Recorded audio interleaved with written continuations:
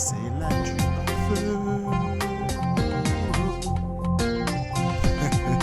Bonjour, bonsoir les amis, on se retrouve aujourd'hui pour un nouvel épisode de l'actu en feu. Benzema est dans la... Karim Benzema est un islamiste. Je ne sais pas ce que c'est qu'un islamiste. Moi, ce que je sais, c'est que c'est un musulman qui veut appliquer la charia et que la charia prévoit le djihad et que le djihad, ça veut dire tuer Dominique Bernard. Enfin, est-ce que ça fait de lui un suppôt du Hamas ? Non mais c'est en être implicitement un élément de soutien, c'est ça qui est déplorable de sa part. Vous avez même été quand même... Vous avez dit... Attendez, Nadine Morano, vous avez dit c'est un élément de propagande du Hamas, vous l'avez dit sur Europe 1. Je vais vous dire quelque chose. Si monsieur Benzema veut montrer sa bonne foi et qu'il est capable, dans quelques instants, de tweeter pour la mort de ce professeur, par exemple, pour dire que oui, évidemment, c'est une victime de Dieu, parce qu'en islam, je sais qu'en islam, on respecte toute vie. Les vrais musulmans respectent toute vie. Ils font attention à toute vie. Après, on lui demande pas, comme vous dites, de faire une thèse, une synthèse ou je ne sais quoi, ou une dissertation, mais juste écrire « Je condamne le terrorisme ». Voyez, madame. De révolte et presque de haine contre un joueur de foot, madame Morano, c'est vraiment... Personne, enfin, je vous sens très énervée contre Karim Benzema, et je comprends que vous ayez envie... Attendez, madame.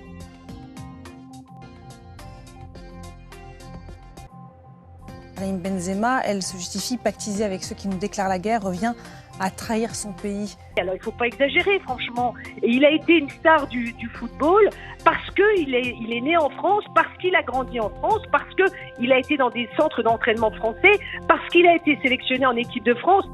Je le redis donc avec la plus grande fermeté face au terrorisme et face à tous ceux qui en font l'apologie, le justifient, l'excusent, le relativisent. Nous serons intraitables. Il n'y aura aucun compromis, aucune concession, aucun fléchissement. La ligne de fermeté est donc extrêmement claire. Identification partout sur le territoire national de ceux qui sont dangereux. Retrait systématique du titre de séjour pour ceux qui sont étrangers. Expulsion systématique de tout étranger qui sont en effet considérés comme dangereux par les services de renseignement. Simplement, je crois qu'on est dans un pays de liberté et qu'on a le droit de pencher pour un camp, même si ça ne plaît pas aux autres. Je pense que Karim Benzema paye ses impôts en France parce qu'il a conscience qu'en fait, la France a payé une partie de sa formation. Et sur les Français de papier, je suis désolée de vous le dire, mais c'est tellement raciste comme expression. Il n'y a pas plus raciste que ça. Je vais vous expliquer pourquoi. Parce qu'en fait, sur ce conflit-là, vous avez des Français de souche, comme on va dire, qui sont par exemple pro-LFI et qui ont une position assez ambigu, on va dire, avec le Hamas, dont on ne dira jamais qu'ils sont des Français de papier.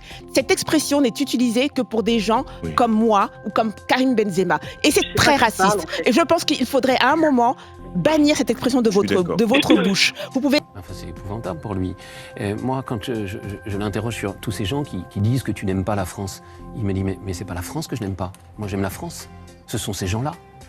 Ce qui lui est reproché à Benzema, c'est une indignation sélective, pourquoi pas un mot, éventuellement, pour le vivre ensemble, pour les victimes d'Israël. Mais bon, qu'est-ce qu'on dit à ceux qui ont tweeté uniquement pour les Israéliens et qui ne tweetent pas pour des populations innocentes, il y en a des deux côtés, et qui ne tweetent pas pour eux? Est-ce qu'on leur jette le même opprobre? Enfin, quand Cantona dit peu ou prou la même chose, on ne dit rien. Vous allez me dire que Cantona n'est pas un footballeur célèbre?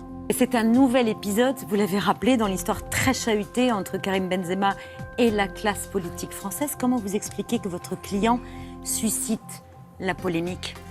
On lui reproche de ne pas avoir chanté la Marseillaise, d'avoir craché après avoir chanté la Marseillaise. C'était en 2016. Mais il faudra nous donner le temps d'y réfléchir. Moi, vous voyez, je sors d'audience à Bruxelles, j'arrive ici, j'ai même pas eu le temps d'appeler Karim Benzema pour lui parler par exemple de ce que M. Zemmour vient de dire. Si on parle de dérive, permettez-moi de dire que la dérive, je la vois à l'œuvre. On y vient dans les réactions d'Éric Zemmour, de Nadine Morano ou encore de la sénatrice LR Valérie Boyer.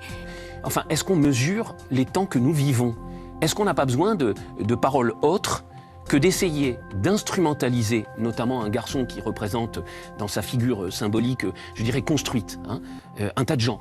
Tu n'as pas chanté la Marseillaise, tu as la casquette à l'envers et tu représentes l'image qu'on a des cités. C'est comme ça. Mais moi, je trouve ça très violent. Et si vous voulez, on en reste à la surface des choses. Et lui, il le vit toujours. Alors, bon, comment est-ce qu'on fait pour vivre avec ça? J'en sais rien. En même temps, il est une star, peut-être que ça lui suffit. Moi, il y a un autre argument qui est effectivement la photo de Karim Benzema qui a posé avec l'imam de Meaux qui avait fait l'objet d'une perquisition dans le cadre de l'assassinat de Samuel Paty. Écoutez, le premier policier de France ne sait même pas que Karim Benzema n'a aucun lien avec les frères musulmans, et il le dit. Non mais quand j'entends Monsieur Zemmour parler de la charia, parler du djihad, ne rien comprendre à ce qu'il dit, mélanger toutes les notions, je me dis on n'a pas le droit aujourd'hui d'avoir ce genre de réaction. Vous faites un lien entre Karim Benzema, qui a ses opinions, qui peuvent être contestées, contestables, on peut être d'accord, pas d'accord, et l'assassin du professeur de français. Vous faites un lien entre les deux? Absolument.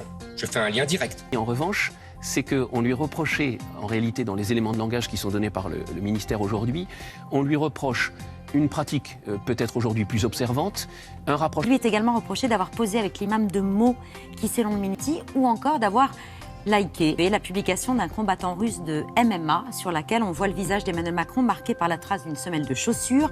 Et ce depuis plus d'un an, l'avocat de Karim Benzema qui envisage de porter plainte contre le ministre de l'Intérieur pour fausses informations et injures publiques, mais pas pour diffamation. Je suis pas sûr de pouvoir attaquer en diffamation parce que ça porterait pas atteinte à mon honneur que de prendre un café avec lui, voyez-vous. Mais je ne le souhaiterais pas à titre personnel, c'est une autre question. Plainte pour fausse information donc, mais pas plainte en diffamation. Un mot encore de ce que vous disiez... Pour injure publique ? Oui, parce que l'injure, c'est quelque chose de différent que la diffamation, qui est l'imputation d'un fait précis. Et là, on comprend bien que c'est dit de manière dépréciative.